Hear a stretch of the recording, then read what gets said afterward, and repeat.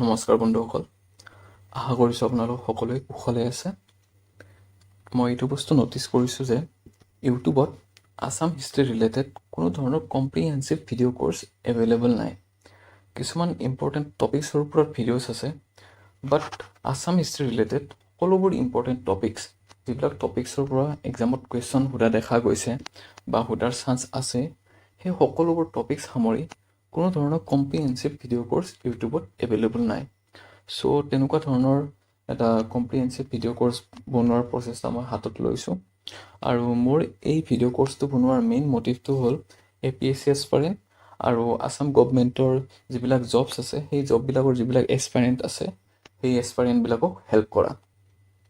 আৰু মই এইটো কথা ক'ব পাৰোঁ যে যোনবিলাক ষ্টুডেণ্টে মোৰ এই ভিডিঅ' কোৰ্চটো থৰলি ফ'ল' কৰিব, তেখেতসকলে এক্সামত Assam history related 80 to 90% question correct কৰি আহিব পাৰিব। এই ভিডিঅ' কোৰ্চটোৰ চ'ৰ্চসমূহ হ'ল ছেবা বৰ্ডৰ social science books, then history of Assam by Edward Gait, then comprehensive history of Assam by SL Barua. এই দুখন আছাম হিষ্ট্ৰী ৰিলেটেড বহুত ফেমাছ বুকছ হয়।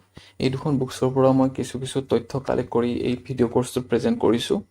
দেন উইকিপিডিয়াৰ পৰা মই কিছু তথ্য কালেক্ট কৰি ইয়াতে প্ৰেজেণ্ট কৰিছোঁ।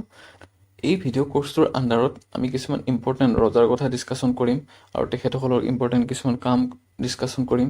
দেন ইম্পৰ্টেণ্ট কিছুমান পাৰ্চনছৰ কথা ডিছকাশ্যন কৰিম, ইম্পৰ্টেণ্ট ডেটছ আৰু ইম্পৰ্টেণ্ট ইয়াৰ কিছুমানৰ কথা ডিছকাশ্যন কৰিম, ইম্পৰ্টেণ্ট ইভেণ্টছ কিছুমানৰ কথা ডিছকাশ্যন কৰিম, দেন ইম্পৰ্টেণ্ট ফেক্টছ কিছুমানৰ কথা ডিছকাশ্যন কৰিম।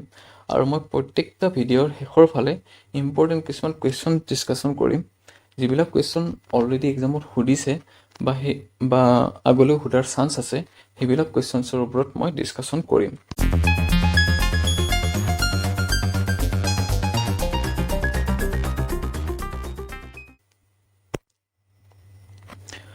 আছাম হিষ্ট্ৰীটো মেইনলি 3টা ভাগত ডিভাইড কৰিব পাৰি।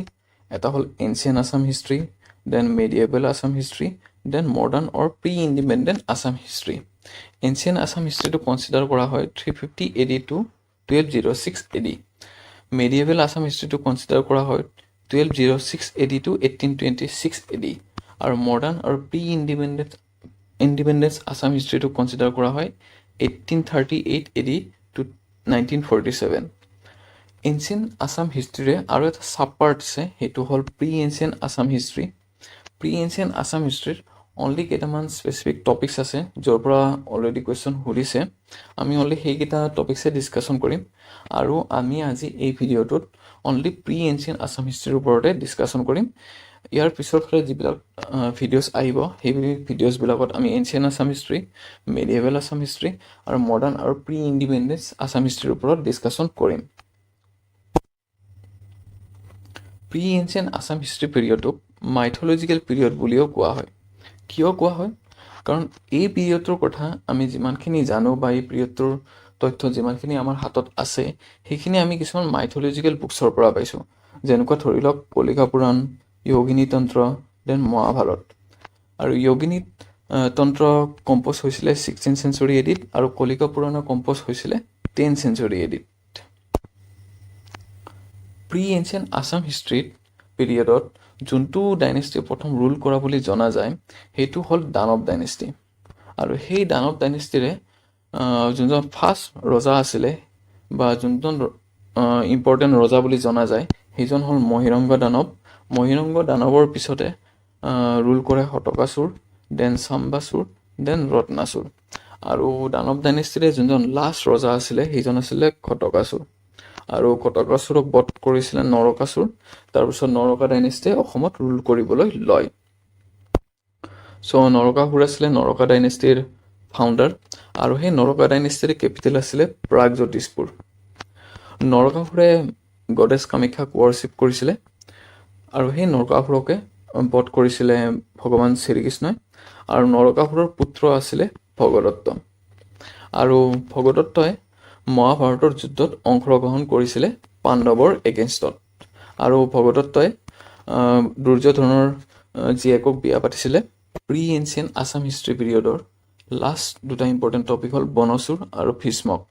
বনচুৰ আছিলে শোণিতপুৰৰ ৰজা, আৰু বনচৰৰ জীয়েক আছিলে উষা আৰু সেই উষাক কিডনেপ কৰিছিলে ভগৱান শ্ৰীকৃষ্ণৰ গ্ৰেণ্ডছনে অনিৰুদ্ধই আৰু তাৰ পিছতে ফেমাছ হৰিহৰৰ যুদ্ধ হৈছিলে আৰু সেই বনচৰক ভগৱান শ্ৰীকৃষ্ণই বধ কৰিছিলে দেন ভীষ্মক ৰজা আছিলে কুণ্ডিলৰ ৰজা বৰ্তমান শদিয়া চহৰ য'ত আছে তাতে কুণ্ডিল নামৰ সেই ৰাজ্যখন আছিলে তাৰে ৰজা আছিলে ভীষ্মক আৰু সেই ভীষ্মক ৰজাৰ জীয়েক আছিলে ৰুক্মিণী আৰু সেই ৰুক্মিণীক বিয়া পাতিছিলে ভগৱান শ্ৰীকৃষ্ণই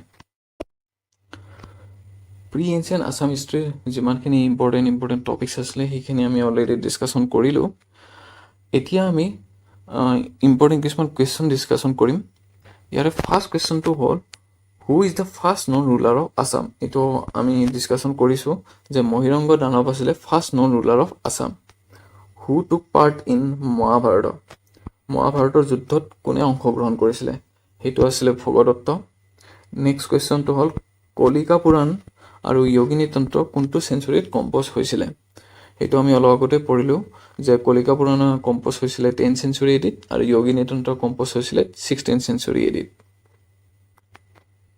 দেন লাষ্ট কুৱেশ্যনটো হ'ল Bhishmaka was the ruler of which kingdom আৰু আমি অলপ আগতে পঢ়িছোঁ যে কুণ্ডিল নামৰ যোনখন কিংডম আছিলে বা ৰাজ্য আছিলে তাৰে ৰজা আছিলে ভীষ্মক